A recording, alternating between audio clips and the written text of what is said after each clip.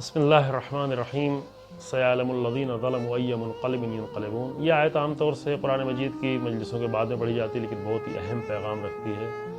اور وہ یہ ہے کہ جن لوگوں نے ظلم کیا ہے ان کا انجام خیر نہیں ہے۔ وہ بھی جان لیں گے کس طرح سے تبدیلی آئے گی، کس طرح سے انقلاب آئے گا۔ اور ایک تاریخ ظلم کی جو ہے یہ تو بہت ہی طولانی ہے، لیکن ہمیں جو بھی تھوڑی سی گفتگو کرنی ہے وہ آل سعود کے مظالم ہے۔ آل سعود ایک ناسور ہے، عالم اسلام کا ایک ایسا ناسور ہے کہ جس نے عالم اسلام کو بہت زیادہ نقصان پہنچایا ہے کئی جہت سے۔ یہ تو امت کو جو نقصان پہنچایا ہے جنگوں میں، لڑائی میں، قتل و غارت گری میں، وہ ایک ہے۔ دوسرے خود اسلام کو جو نقصان پہنچایا ہے، یعنی دین کا ایک ایسا پہلو پیش کیا کہ جہاں پر تفرقہ اور نفرت اور مسلمانوں کے درمیان میں اتنی نفرتیں پیدا کی جس کے آخری نتیجے پہنچتے پہنچتے لوگ داعش اور القاعدہ اور طالبان تک پہنچ گئے۔ وہ مسلمان کی جس میں ٹھیک ہے پہلے بھی بہت دنوں سے تھے، تھوڑے بہت اختلافات رہتے تھے، بحثیں تھیں، مسائل تھے، وہ ہمیشہ رہا، لیکن اس حد تک مسلمانوں کے درمیان میں کبھی نفرت اور بیزاری نہیں رہی۔ عام امت میں حکومتوں نے کوشش کی ہمیشہ اس بات کی، بنی امیہ نے، بنی عباس نے، لیکن عام امت کے درمیان میں اس طرح سے دوریاں نہیں رہیں۔ لیکن آل سعود نے آ کر امت کے درمیان میں بہت زیادہ دوریاں پیدا کر دی اور اسلام کے چہرے کو مسخ کیا۔ ظاہری طور پر اچھی باتیں، توحید اور دین اور نماز اور حجاب، یہ ساری اچھی چیزیں ہیں اور ظاہری طور پر لوگوں سے مربوط کرتے ہیں، لیکن جو بنیادی مسائل ہیں وہ دین کی روح وہ نظر نہیں آتی کہ مثلا اتنا سب کچھ ظلم ہو رہا ہو لیکن ظالموں کے ساتھ ہوں، دنیا کے بڑی ظالم طاقتوں کے ساتھ ہوں، امت میں اتنے سارے تفرقے ڈالیں۔ یہ بہرحال ایک بہت بڑا ناسور تاریخ میں رہا ہے جس نے تاریخ میں بڑا ظلم کیا ہے۔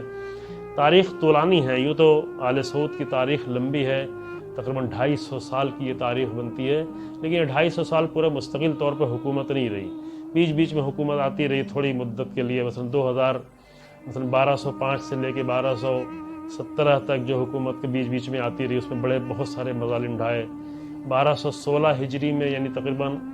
ابھی سے 224 سال 25 سال پہلے جو کربلا پہ حملہ کیا اور کس طرح قتل و غارت گری کی ایک دن میں،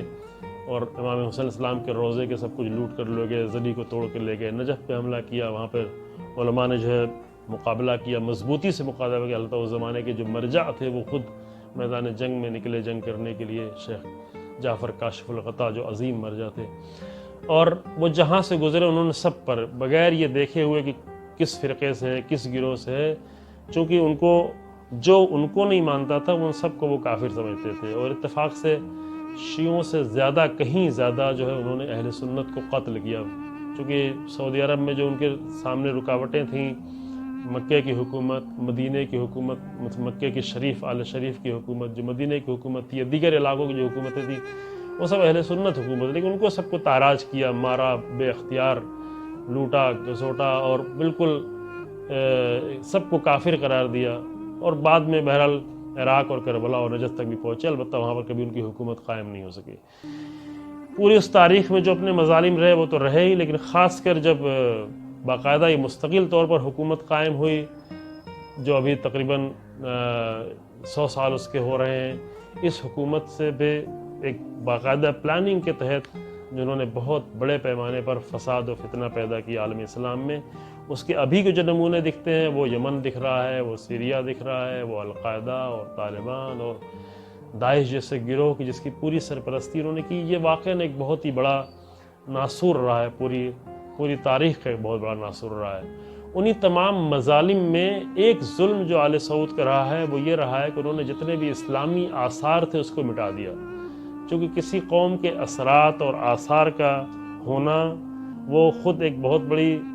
میراث ہوتی ہے کسی قوم کی، اور بہرحال اسلام کی سب سے بڑی میراث جو ہے وہ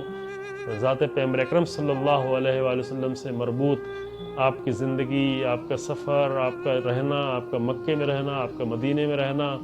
مدینے میں آپ سے مربوط بہت سارے آثار، اور پھر آپ کے اصحاب، آپ کے اہل بیت علیہ السلام کے بہت سارے آثار، کوئی بھی نشانی تک بھی وہاں پر نہیں چھوڑی، اور مکے میں اسی طریقے سے، اور ان تمام نشانیوں کے ساتھ ساتھ حتیٰ قبروں کا احترام رہا ہے، یعنی قبروں میں جاتے رہیں، رسول اللہ جاتے تھے، رسول اللہ زیادہ جاتے تھے، تاکید ہے کہ مومنین قبروں میں جائیں، یاد کریں، مردوں کے درمیان میں جا کر انسان کو موت کی یاد آتی ہے، اللہ کی یاد آتی ہے، قیامت کی یاد آتی ہے، مرنے کے بعد دوسری زندگی کی یاد آتی ہے۔ لیکن جس طریقے سے ویران کیا، خاص کر انہی ویرانیوں میں جنت المعلیٰ جو مکے کی قبرستان، جہاں پہ عظیم انسان قبر ہیں، جناب خدیجہ سلام اللہ علیہ، جناب ابو طالب، جناب عبدالمطلب اور رسول اللہ کے بہت سارے ساتھی اور بہت سارے خاندان کے افراد، اور سب سے عظیم قبرستان جو جنت البقیع، جس کو اس طریقے سے ویران اور تاراج کر دیا گیا، جہاں پر 4 معصوم اماموں کی قبر ہے، اور زیادہ اس بات کا احتمال ہے کہ جناب زہرا سلام اللہ علیہ کی قبر بھی وہیں پر جنت البقیع میں ہو۔ البتہ اس کے لیے ہے کہ جناب امام المومنین نے اپنے گھر میں دفن کیا، یا اس کے لیے اختلافات ہیں، لیکن بہرحال زیادہ ماننا یہ ہے کہ جنت البقیع میں جناب زہرا کی قبر کا نشان نہیں تاریخ میں کبھی بتایا گیا، یا ائمہ نے کے پاس محفوظ رہا، لیکن بہرحال زیادہ ابھی تک یہی مانا جاتا رہا ہے، زیادہ تر علماء کے نزدیک کہ جنت البقیع میں دفن کیا۔ جنت البقیع بہرحال قبرستان تھا جو گھر سے بالکل نزدیک بھی تھا امیر المومنین کے، اور 4 معصوم ائمہ کی قبر، اس کے علاوہ بہت سارے اور عظیم انسان جو رسول اللہ کے ساتھ رہے، رسول اللہ کے گھرانے کے بہت سارے لوگ، رسول اللہ کی پھوپھی، رسول اللہ کی بیویاں کئی، اور اہل بیت کے گھرانے کی کئی بیویاں، جناب فاطمہ بنت اسد جن کو رسول اللہ کی ماں کا مقام حاصل تھا، بہت سارے اصحاب، تقریباً 7000 اصحاب جنت البقیع میں، جن کی ابھی جا کر دیکھیں تو کوئی بھی نشانی وہاں پر باقی نہیں ہے۔ 4 ائمہ کی جو نشانیاں ہیں، ایک بہت ہی اجڑی ہوئی قبر جیسی،